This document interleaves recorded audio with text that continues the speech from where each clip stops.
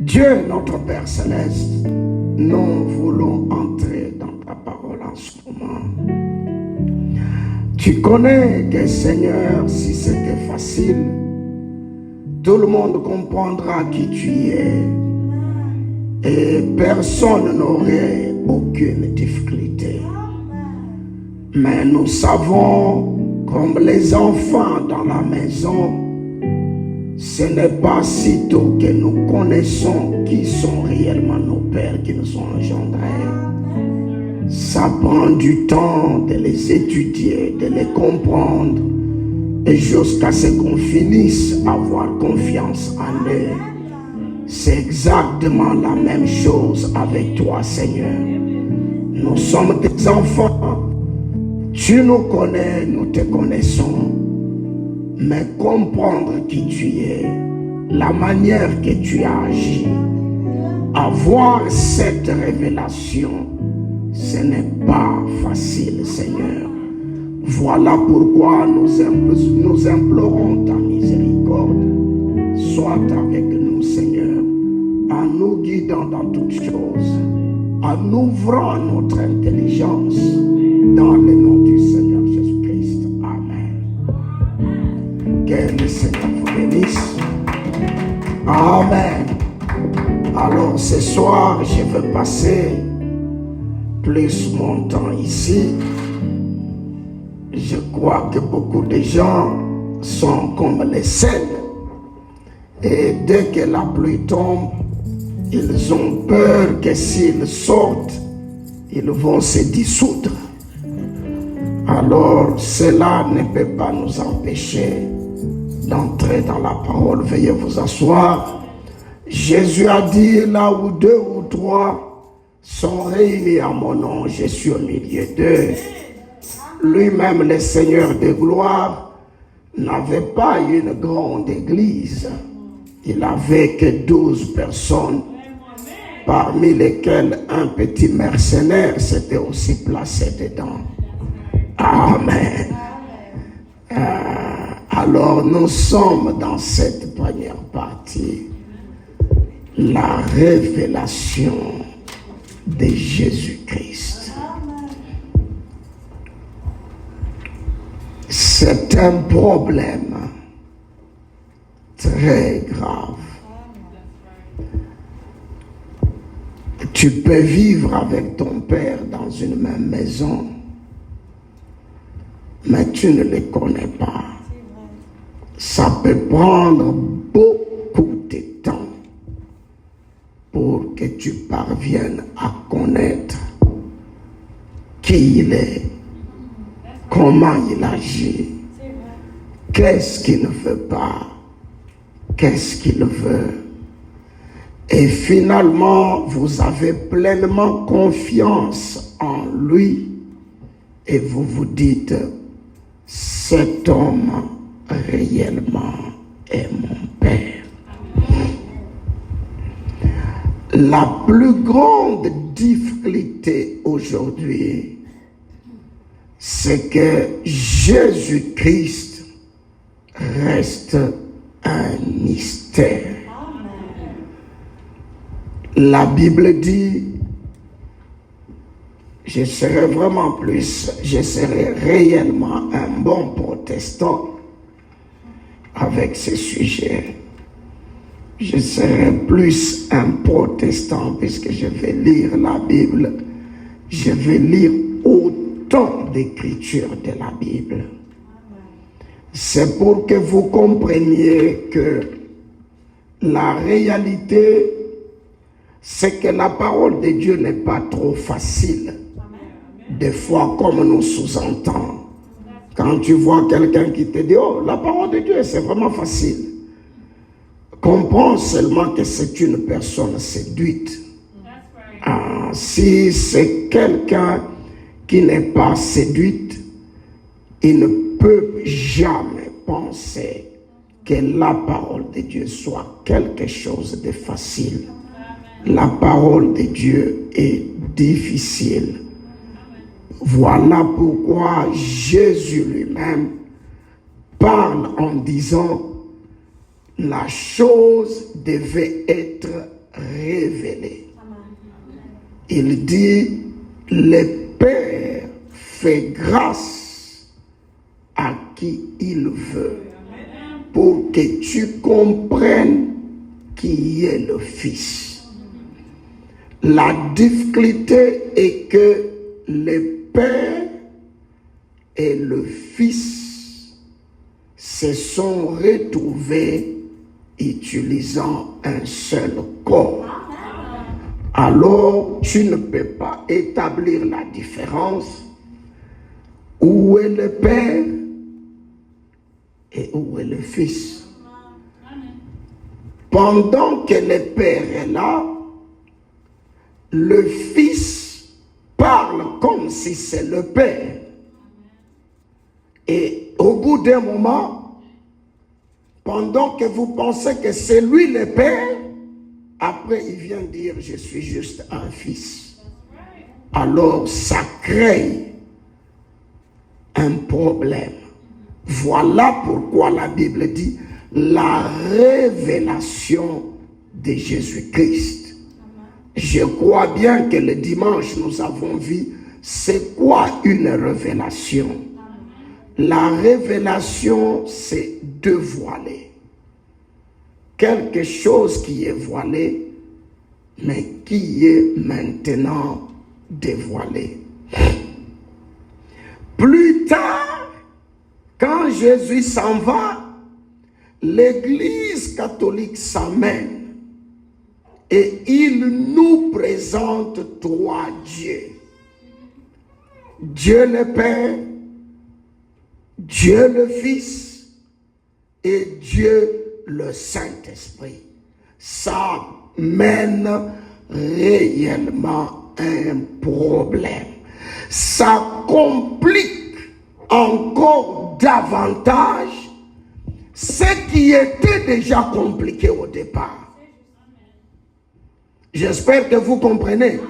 Puisque même Jésus lui-même, pendant qu'il marchait avec ses disciples, même les disciples, ils ne comprenaient pas exactement qui était Jésus. Tantôt il était le Fils, tantôt il était comme le Père, tantôt il était comme juste un envoyé. C'était déjà compliqué. Voilà pourquoi Jésus leur a dit, ne faites rien, ne faites rien avant la venue du Saint-Esprit. Pourquoi? Puisqu'il savait que c'était difficile pour qu'il fasse quelque chose de bien. Voilà pourquoi, et aussi par le respect du Maître, ils sont allés s'asseoir dans la chambre haute en train d'attendre la venue du Saint-Esprit. Alors nous sommes dans le dévoilement de Jésus-Christ. Nous allons dévoiler, en d'autres termes, rendre Jésus clair. Est-ce qu'on peut partir? Ok, partons. On va partir. On part avec la Bible. Hein? J'espère que ça va nous faire du bien ce soir. Bon, ça va faire du bien à celui qui est chrétien aussi, c'est ça. Parce que quand on a des petits semences, c'est compliqué. Nous commençons par ceci. Nous mettons là le Père. Nous mettons ici le Fils. Et là, nous mettons le Saint-Esprit. Qui est-ce que nous voulons connaître à cet endroit? Nous voulons connaître exactement qui est ce Fils. Le Père, nous l'appelons Éternel. C'est ça, non? Le Fils, nous l'appelons Jésus. Et celui-ci, c'est un esprit.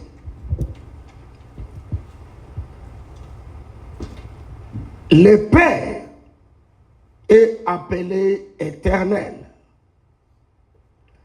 Mais sous quelle forme le Père était? La forme du Père était la colonne de feu.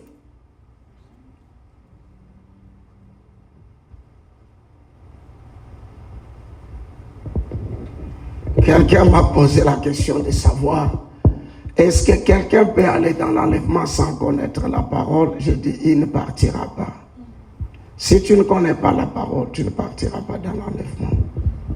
Puisque si l'ignorance de la parole sauvait une âme, Dieu ne dirait pas, mon peuple meurt par manque de connaissance. Dieu veut que ses enfants connaissent sa parole. Puisque les enfants de Dieu, leur nature est une nature de la parole. Alors comment c'est ça ta nature? Mais toi, tu ne peux pas connaître la nature que tu as. C'est compliqué, n'est-ce pas? C'est comme quelqu'un qui dit, je suis en train d'adorer. Mais tu adores qui? Pour que tu sois le vrai adorateur, il faut que ce soit Jésus qui s'adore lui-même. Puisque Jésus entre dans votre âme, mais quand il s'agit de l'adorer, c'est lui, Jésus, qui s'adore lui-même. Mais tant que c'est toi qui adores, c'est un problème. Voilà pourquoi quand tu dis « je n'adore pas aujourd'hui », tu vas le faire. Puisque en toi, ce n'est pas Jésus qui adore. Mais si Jésus adore Jésus, quand tu dis « je ne l'adore pas », du coup, Jésus dans ton cœur va se révolter, lui commence à adorer. J'espère que vous comprenez, n'est-ce pas? Nous avons le Père. Le Père est appelé éternel. Et la forme du Père était la colonne de feu. Et ici, nous avons le Fils. Le Fils, lui, il a quelle forme? Il a la forme humaine. C'est ça, non? Ah, prenez bien les notes, puisque là, la divinité, là, ça ne reviendra plus une autre fois. C'est un peu compliqué. Les temps sont trop coincés. Oh, peut-être que vous pouvez penser que ça viendra, mais ça ne viendra plus. Alors, le Père est appelé éternel. Sa forme est la forme de la colonne de feu. Jésus, lui, le Fils, est appelé Jésus. Il a quelle forme? Il a la forme humaine, comme toi et moi. Maintenant, nous allons voir le Fils. Comment est-il venu sur la terre? Hein? Puisque le Fils était né sur la terre, comment est-il venu sur la terre? Quand vous prenez avec moi, Matthieu 1er, verset 18. Matthieu 1, 18. Vous y êtes? Ok, je vais lire. Voici de quelle manière arriva la naissance de Jésus. Quand on donne les versets comme ça, prenez même les versets, prenez note. Frère Branham dit, on peut te coincer quelque part. Tu vas rester là en train de tournoyer, mais tu ne sais même pas de quoi il s'agit encore. Voici de quelle manière arriva la naissance de Jésus-Christ. Marie, sa mère, ayant été fiancée à Joseph, se trouva enceinte par la vertu du Saint-Esprit. Avant qu'ils n'eussent habité ensemble, Joseph, son époux, qui était un homme de bien et qui ne voulait pas la diffamer, se proposa de rompre secrètement avec elle. Comme il pensait, voici un ange du Seigneur lui est apparu en songe et dit, Joseph, fils de David, ne crains point de prendre Marie, ne crains point de prendre avec toi Marie, ta femme, car l'enfant qu'elle a conçu vient du... Hein? C'est l'enfant de qui? Ok. Nous voulons découvrir qui est réellement le père de ses fils. C'est ça, non?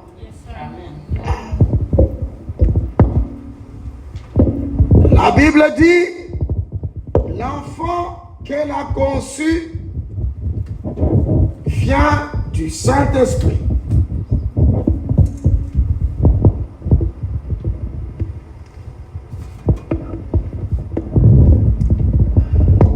Cet enfant,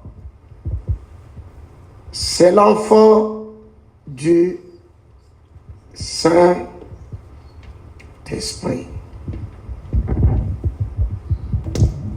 Vous êtes avec moi, n'est-ce pas? Ouais. Prenez l'autre. Quand vous trouvez un petit croyant qui va vous déranger, vous pouvez lui dire, laisse-moi t'aider à comprendre exactement la chose. De qui cet enfant est fils? Premièrement, il est l'enfant du Saint-Esprit. Maintenant, prenez le même Matthieu, chapitre 16.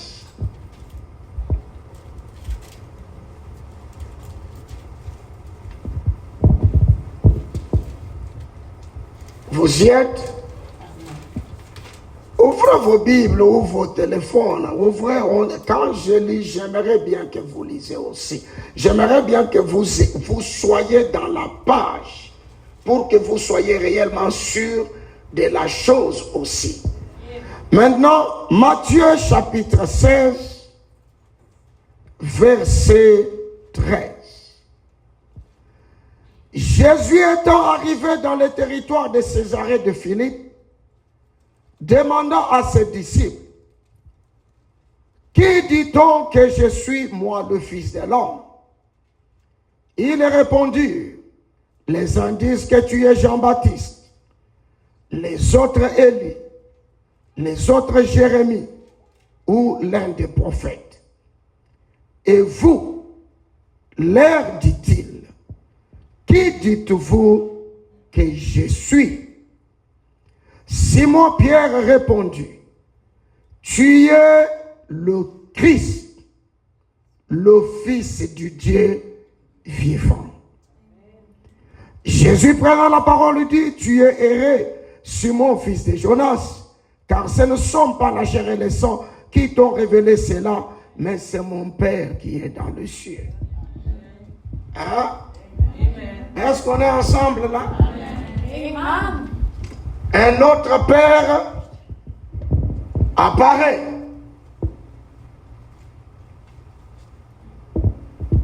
Est-ce vrai? Amen.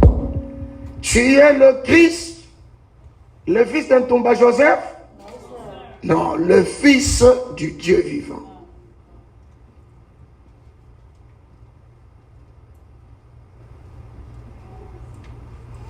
Est-ce que Jésus a-t-il confirmé cela? Est-ce que Jésus a confirmé cela? Est-ce qu'il a confirmé la réponse de Pierre? Mes amis, vous avez la Bible avec vous là. Oh, réveillez-vous, mes amis. Ici, je ne prêche pas, je parle. Vous savez, quand je prêche, déjà ce tableau aurait déjà un petit souci. Détendez-vous, n'est-ce pas? Observez. De qui ce fils est enfant?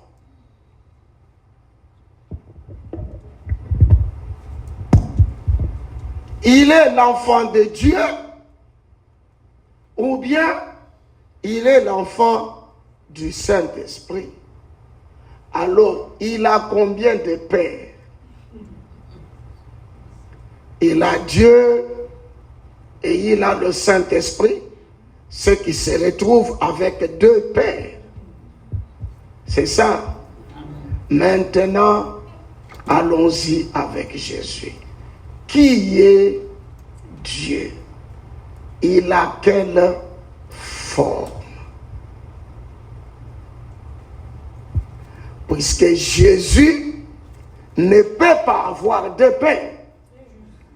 Il est l'enfant du Saint-Esprit. Il est le fils du Dieu vivant. Mais lequel est son père? C'est le Saint-Esprit qui est son père ou bien c'est Dieu qui est son père? Maintenant, allons-y. Ouvrez vos Bibles toujours. Je vous ai dit que je suis un véritable protestant ce soir. Hein? Vous aimez quand même que je sois protestant, n'est-ce pas? Prenez Jean, chapitre 4. Vous me connaissez souvent, je vais doucement comme ça pour vous aider. Mais si j'entre dans la prédication elle-même,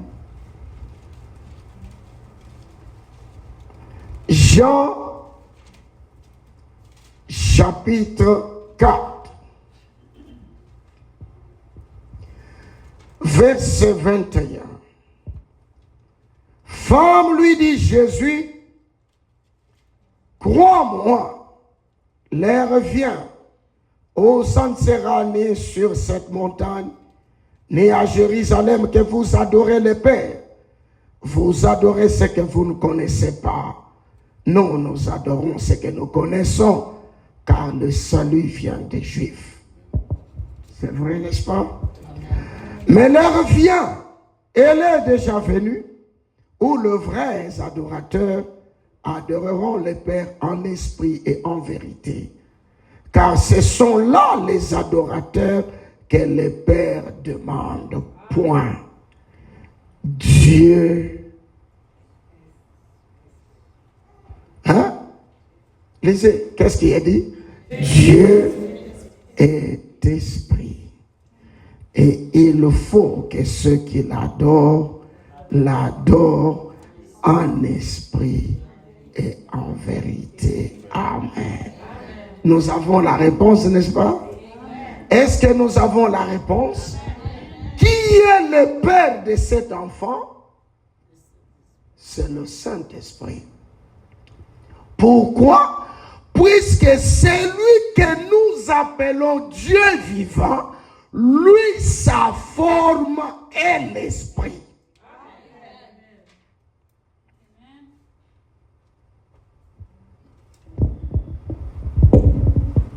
C'est-à-dire, Dieu vivant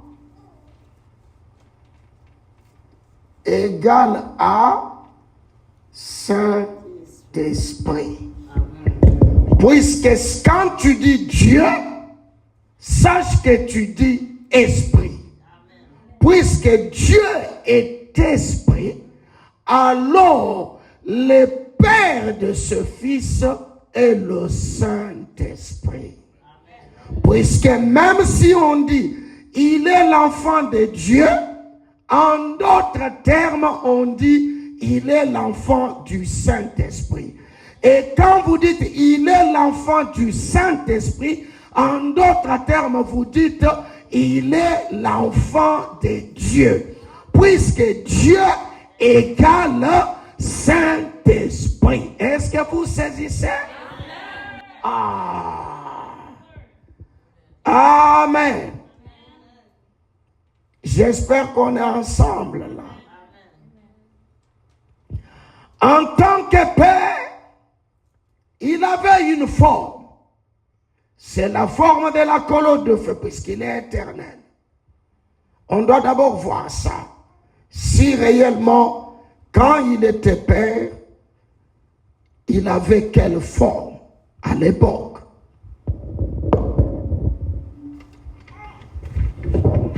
Aïe, aïe, aïe.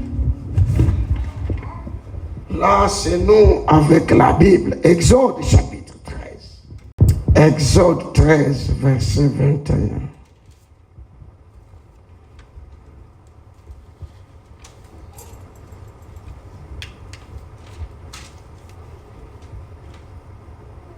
Vous y êtes? Amen. L'Éternel allait devant eux le jour dans une colonne de nuée pour les guider dans leur chemin. Et la nuit dans une colonne de feu pour les éclairer, afin qu'ils marchassent jour et nuit. La colonne de nuée ne se retirait point devant le peuple pendant le jour, ni la colonne de feu pendant la nuit. Il avait quelle forme, le Père? La forme de la colonne de feu. Il était qui? L'Éternel. Amen. Est-ce vrai? Amen. Et Jésus le Fils venait du Père.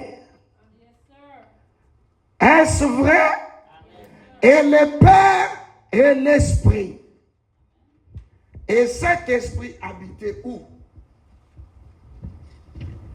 Qu'est-ce que Jésus dit? Observez. Observez ce qu'il dit. Je veux mettre toutes les Écritures ensemble. Après, je vais vous expliquer une seule fois. Pour ce soir, nous y allons comme ça. Prenez avec moi Jean. Ouvrez vos Bibles dans Jean.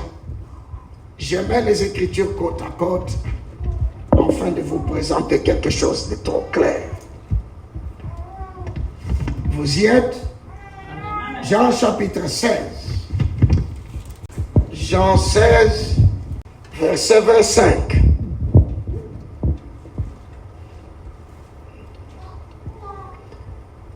Vous y êtes? Je vous ai dit ces choses en parabole. L'heure vient où je ne vous parlerai plus en parabole, mais je vous parlerai ouvertement du Père. En ce jour, vous demanderez en mon nom, et je ne vous dis pas que je prierai le Père pour vous, car le Père lui-même vous aime, parce que vous m'avez aimé, et que vous avez cru que je suis sorti de Dieu. Je suis sorti du Père, et je suis venu dans le monde. Maintenant, je quitte le monde et je vais au Père. Hein? Alléluia. Ses disciples lui dirent, voici maintenant tu parles ouvertement et tu n'emploies aucune parabole.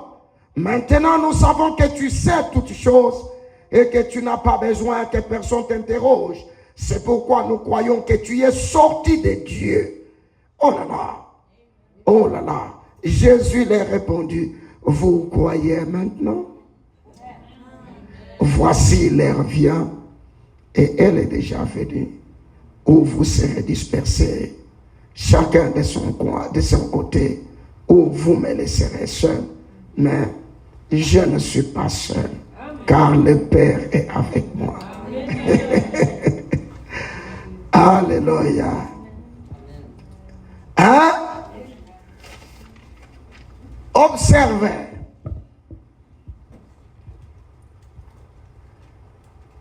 Le Fils est sorti du Père Et il est venu dans le monde. Après un moment, il doit retourner au Père. Est-ce vrai? Il a qui comme Père? Le Saint-Esprit. Le Père a la forme de la colonne de feu. Mais Jésus dit, je suis sorti du Père et je vais retourner au Père. Oh, nous voyons que dans Exode, la forme physique visible qu'avait le Père, puisque l'esprit dans ni chair ni sang, vous connaissez ça, on ne peut pas le voir, le toucher. Hein? On ne peut pas voir l'esprit ni le toucher. Mais le Père avait une autre forme physique, visible. Cette forme physique visible que nous appelons le Logos était la forme de la colonne de feu. En tant qu'esprit, il n'est pas visible. Mais il a une forme physique que tu peux voir, que les gens voyaient. Ils voyaient la colonne de nuée le jour et la colonne de feu la nuit. Et qui était dans cette colonne de feu? C'était le Père. Mais il avait sa forme physique. Oh, dans l'Ancien Testament, comment on appelait le Père? L'Éternel. Il avait quelle forme? La colonne de feu. Qu'est-ce que Jésus dit? Moi, je suis venu du Père et je vais retourner au Père. En d'autres termes, je suis sorti du Père. Je suis venu dans cette forme. Après un certain moment donné, je vais retourner dans la forme où j'étais avec le Père au commencement. Le Père est appelé éternel. Comme forme physique, la colonne de feu. Est-ce vrai? Alors regardez le Fils. Qu'est-ce que le Fils a dit? Je suis venu du Père et je vais retourner au Père. Est-ce vrai? Bon, maintenant voyons. Dans Exode, on dit l'Éternel, tu étais là sous la forme de la colonne de feu. C'est lui le Père, n'est-ce pas? Le Fils est sorti du Père, n'est-ce pas? Mais il a dit, je vais retourner au Père. Maintenant, observez, j'attire votre attention sur quelque chose qui va vous étonner. Pour que vous compreniez qu'après qu'il ait fini le travail sur la terre comme le Fils, il est parti pour prendre sa place du Père comme il avait toujours été. Ça vous étonnerait? Non, puisque tout est dans la Bible. Prenez avec moi Actes chapitre 9. En tout cas, personne ne m'apprécie pas puisque je lis ma Bible. Il faut dire, mais bravo, cet homme aujourd'hui, il est dans beaucoup d'écritures de la Bible. Hein, ma mère? Et je suis dans ma Bible.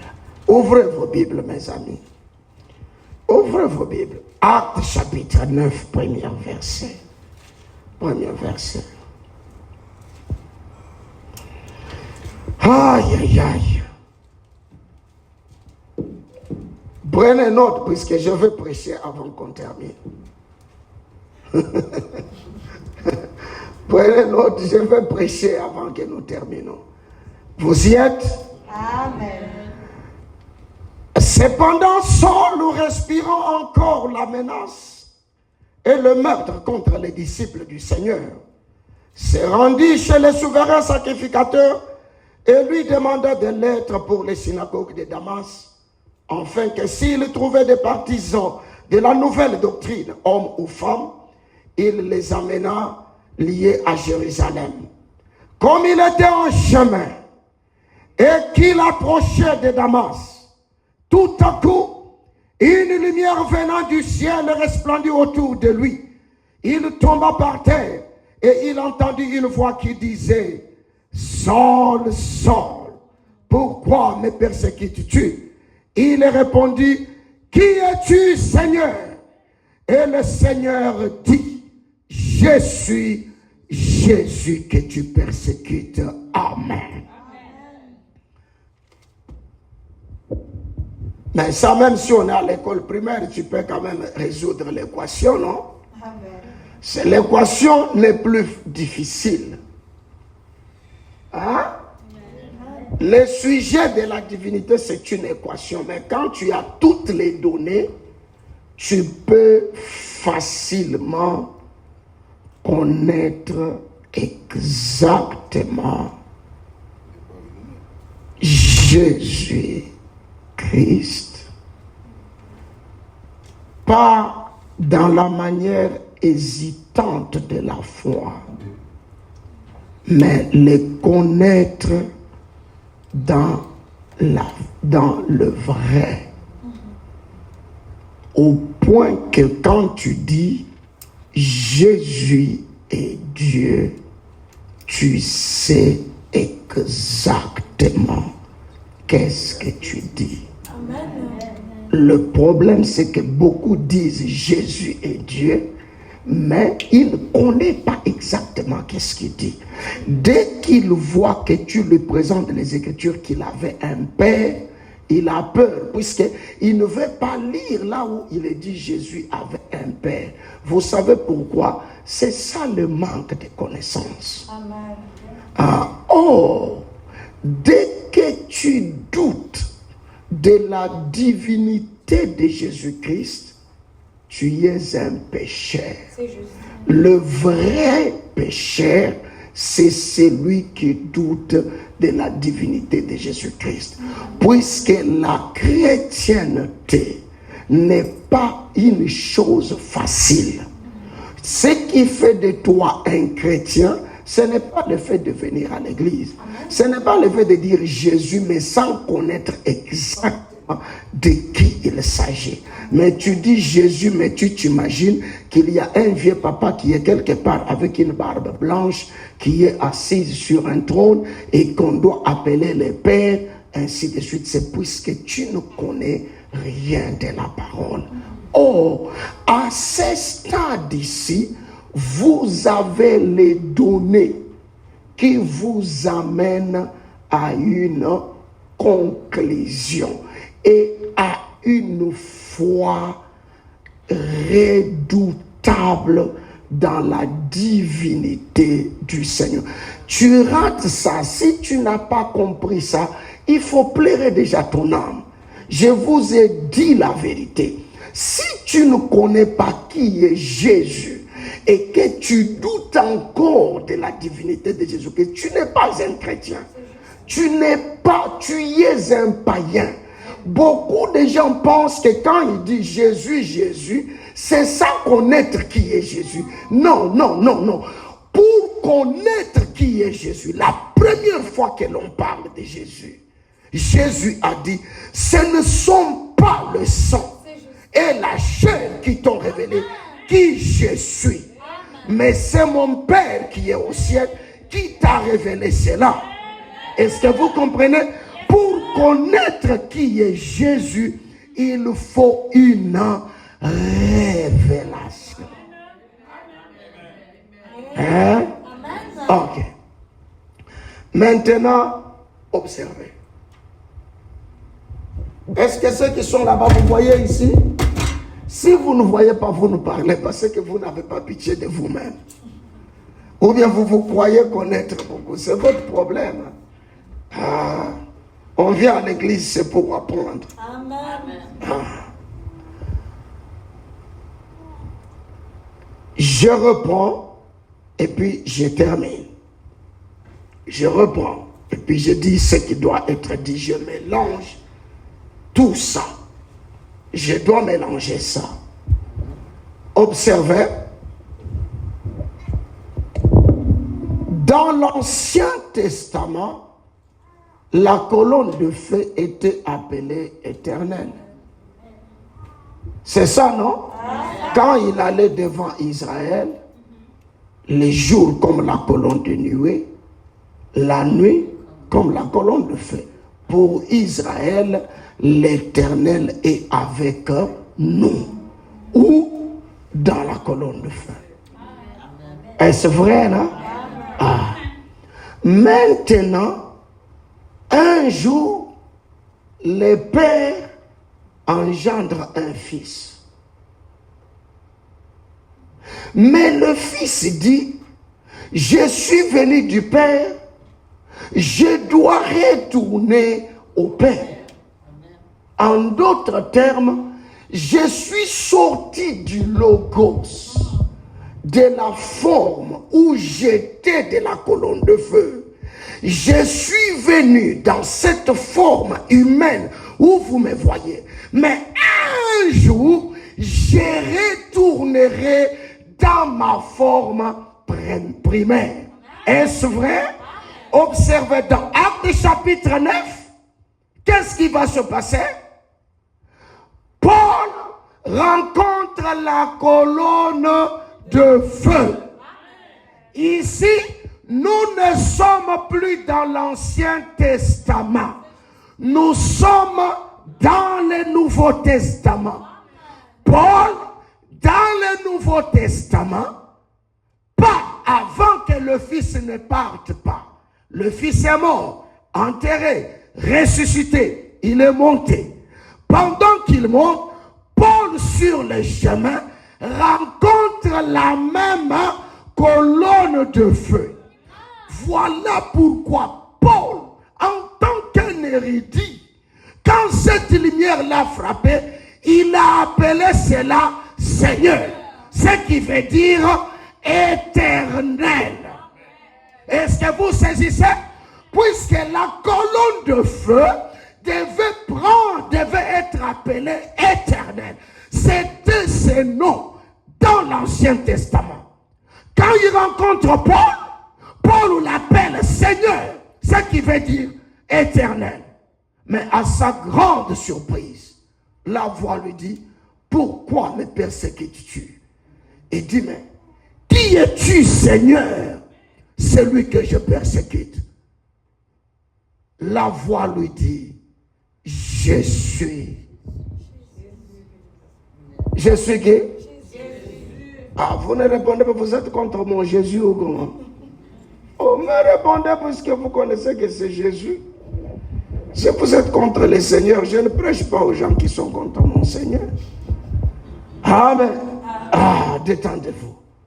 Observez. La colonne de feu qui portait le nom de l'Éternel dans l'Ancien Testament. Dans le Nouveau Testament, la colonne de feu ne porte plus le nom de l'Éternel. La colonne de feu porte un nom humain. Je suis Jésus que tu persécutes. En d'autres termes, j'étais dans la forme du Père. Je suis venu comme fils. Après un moment, je suis retourné dans ma forme initiale. Quelle forme? La colonne de feu. La colonne de feu qui était autrefois appelée éternelle dans l'Ancien Testament, dans le Nouveau Testament, cette colonne de feu est appelée Jésus-Christ.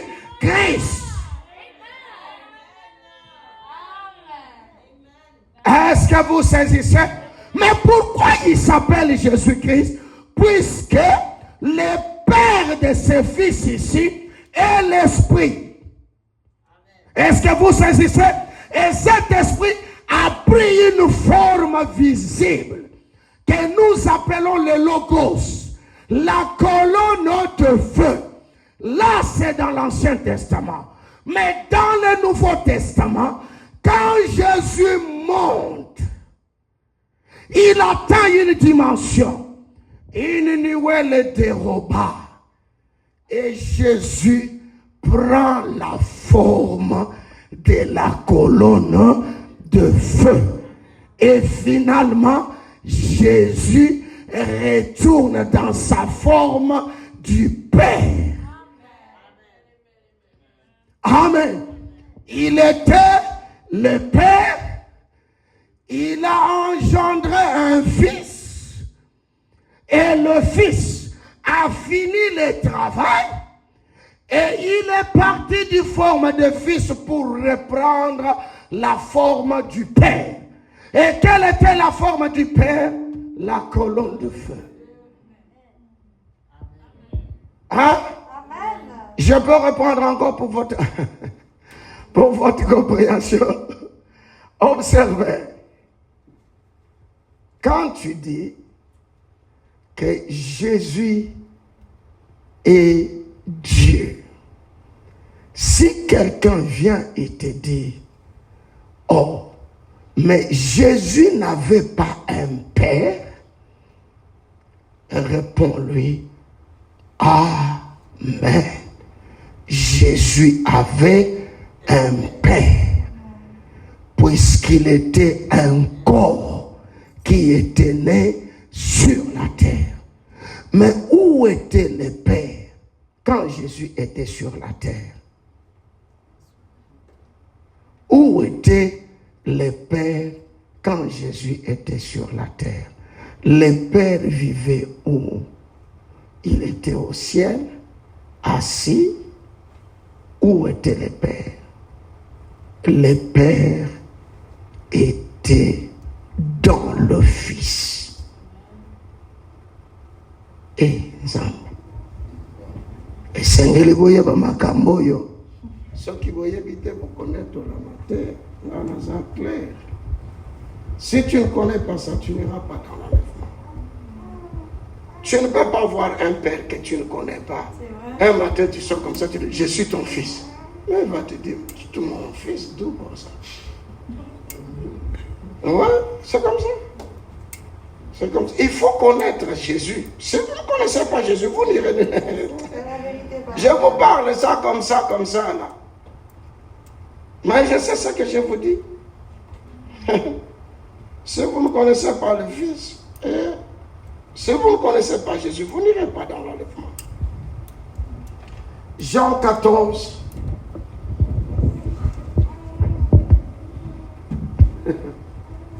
Jean 14, premier verset. Vous y êtes? Que votre cœur ne se trouble point. Croyez en Dieu, croyez en moi.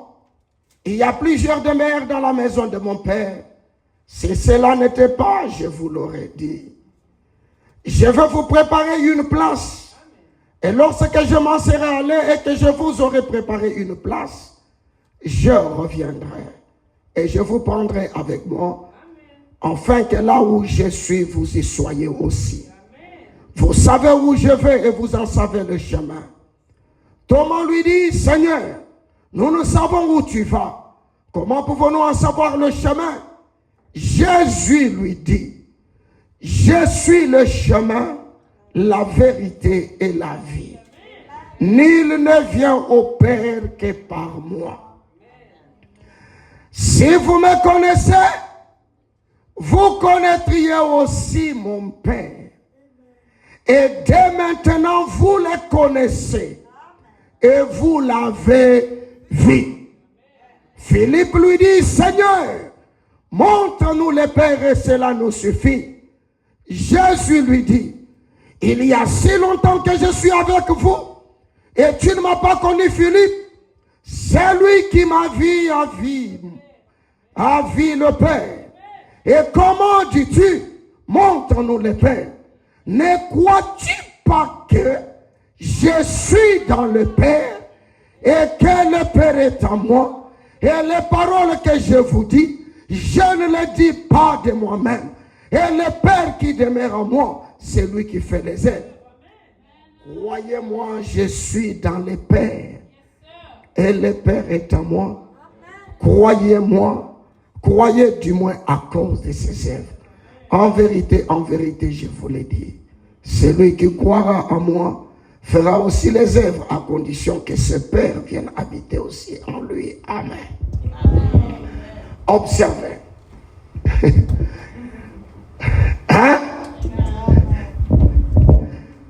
Le Fils, est-ce que quand vous lisez, vous saisissez ce qu'il dit? Écoutez ce qu'il dit. Il est déjà sorti du Père. Il est en train de marcher. Mais il dit, je suis dans mon Père. Et mon Père est à moi. Mais toi, tu es ici. Mais tu es dans quel Père?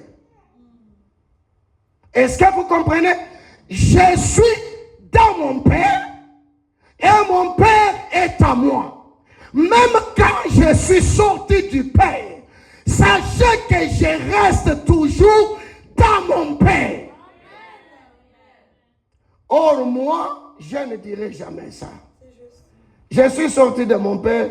Si tu retournes là-bas, il n'y a aucun tomba qui existe dans mon Père encore. Est-ce vrai? Quand tu sors de votre Père, il n'y a plus rien qui reste là-bas. Mais lui, il sort du Père. Mais il vous dit, quoique je suis sorti, je suis toujours en mon Père. Et mon Père est à moi. En d'autres termes, quand vous me voyez ici, je suis le Fils pour juste faire un travail. Je suis un corps. Je suis un sacrifice. Mais quand je termine le travail, quoi que vous me voyez, je suis toujours dans mon Père. Puisque je ne peux rien faire sans que mon Père me montre quelque chose. Mais mon Père aussi est en moi. Il ne peut rien faire sans passer par moi. Hein? Suivez. Nul ne peut venir au Père que par moi. Tu veux aller au Père? Passe par lui. Mais la chose qui va t'étonner, dès que tu arrives à lui, tu t'étonnes que tu es déjà dans le Père. Est-ce vrai? Acte chapitre 9 nous a dit ça tout à l'heure. Avec Paul, acte 9, nous a dit ça tout à l'heure, n'est-ce pas? Hein? Qui es-tu, Seigneur? C'est lui que je persécute.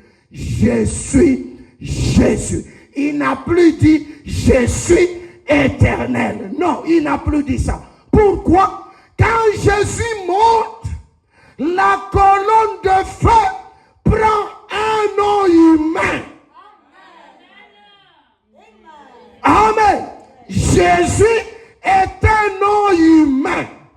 C'est pourquoi la Bible dit, il n'y a pas de salut dans un autre nom que dans le nom de Jésus-Christ.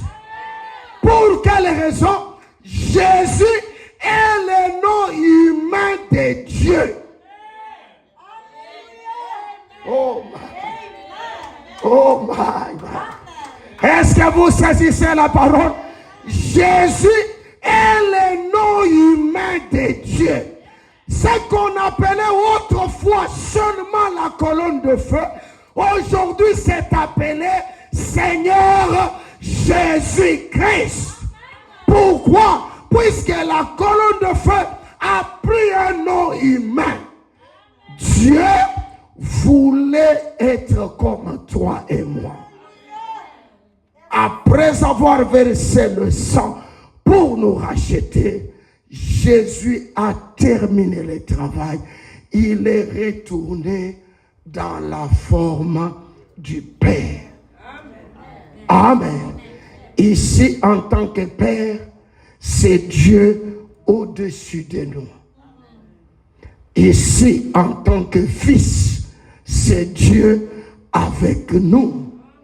Et ici, en tant que le Saint-Esprit, c'est Dieu en nous. Observez, quand Jésus monte, il prend cette forme. Et qui revient sur les croyants, c'est Jésus, sous la forme du Saint-Esprit. Oh, observez, le Saint-Esprit est appelé Jésus-Christ, et ce même Saint-Esprit est appelé Dieu, le Père.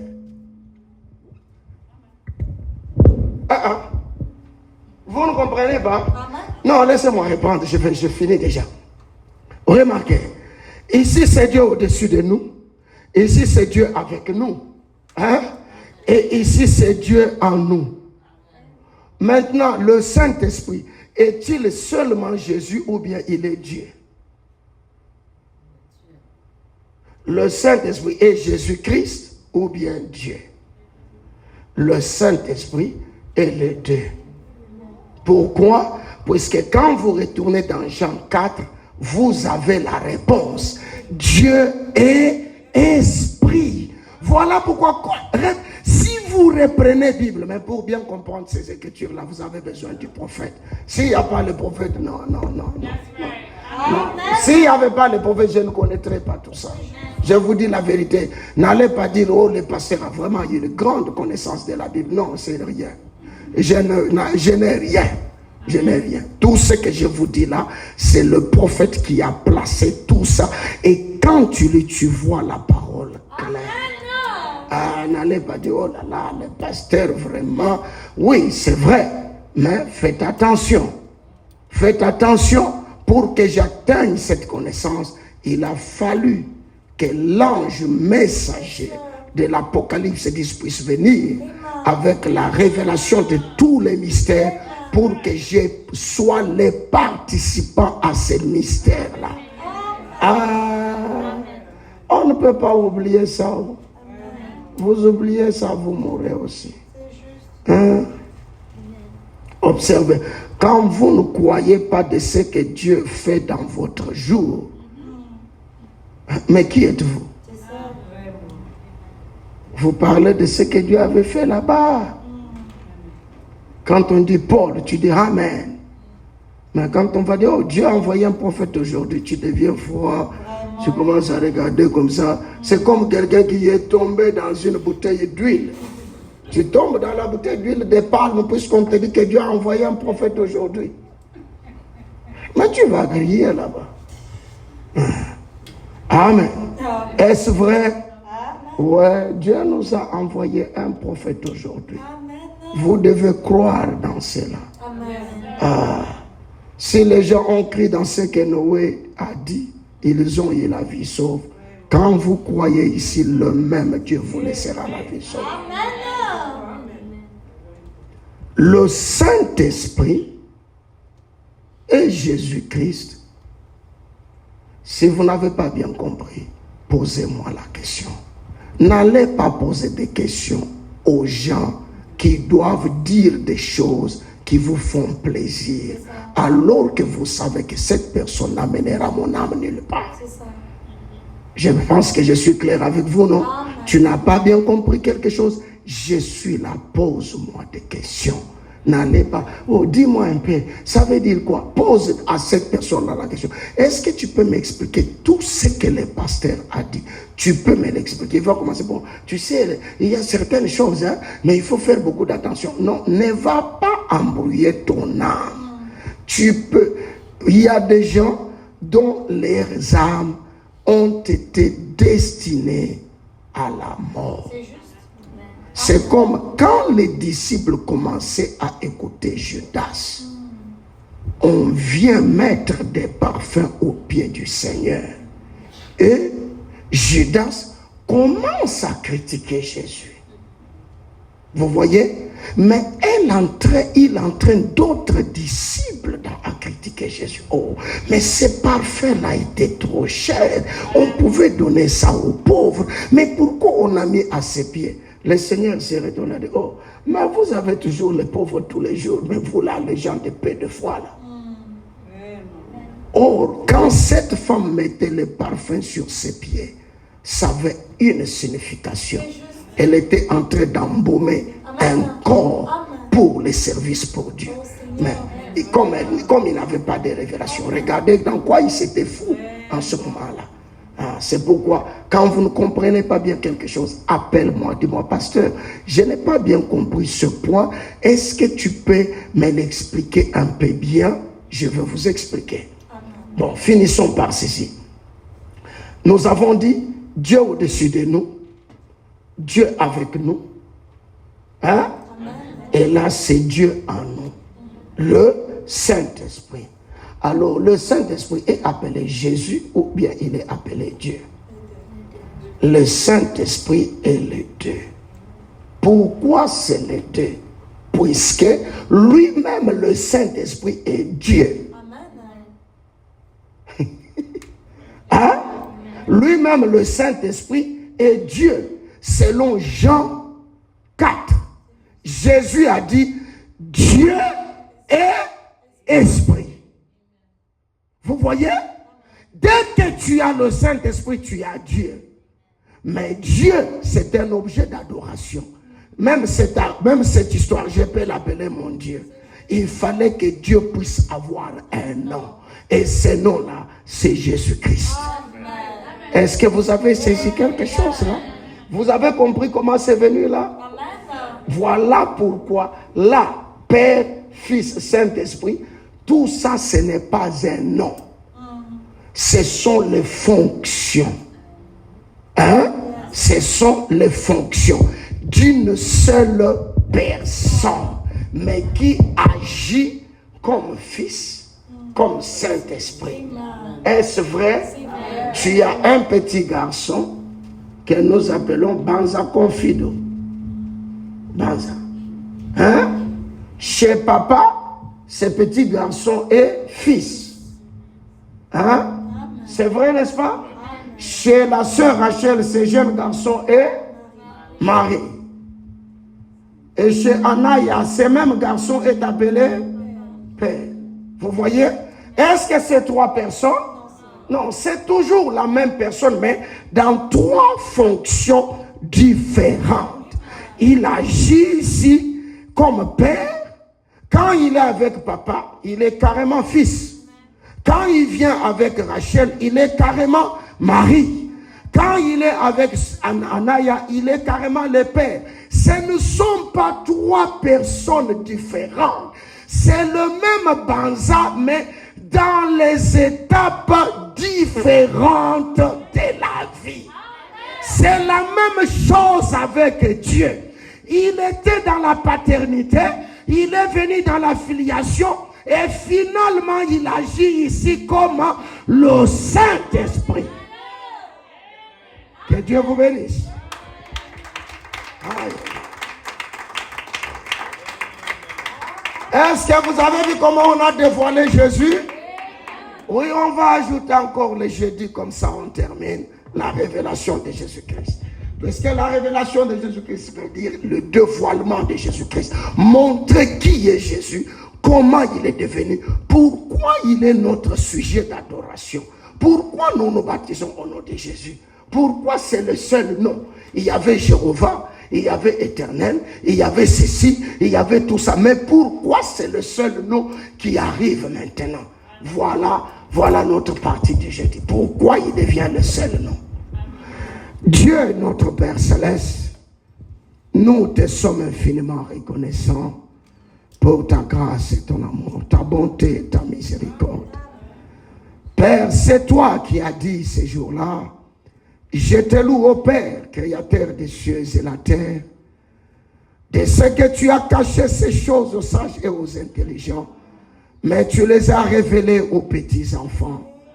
Seigneur, les petits-enfants, c'est nous, ô Dieu, qui finissons par comprendre réellement la profondeur de cette grande divinité, Père.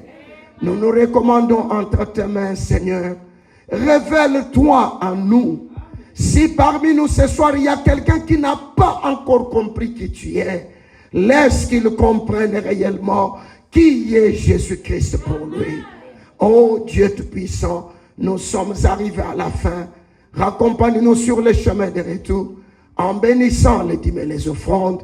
Ainsi nous nous recommandons entre tes mains pour ta seule gloire dans le nom du Seigneur Jésus-Christ. Amen. Amen. Que Dieu vous bénisse. J'espère que vous avez saisi, n'est-ce pas? Ah, si vous n'avez pas compris, appelez-moi. Posez plus de questions. Je suis disponible pour vous aider. Si vous allez vous aider vous-même, c'est votre problème. Votre sang tombera sur votre tête. C'est ce que ces gens, en arrivant dans la maison de cette femme prostituée, Rahab, ils lui ont dit, si vous respectez ce que nous disons, l'Éternel nous remandera le sang des vôtres. Si les vôtres sortent de la ligne, alors leur sang tombera sur leur tête. Amen. Alléluia. Oh, je l'aime. Oui, je l'aime. 100 Randolph Road, Silver Spring, 20904. Life Tabernacle MD Radio. 800 Randolph Road, Silver Spring, 20904. Shalom.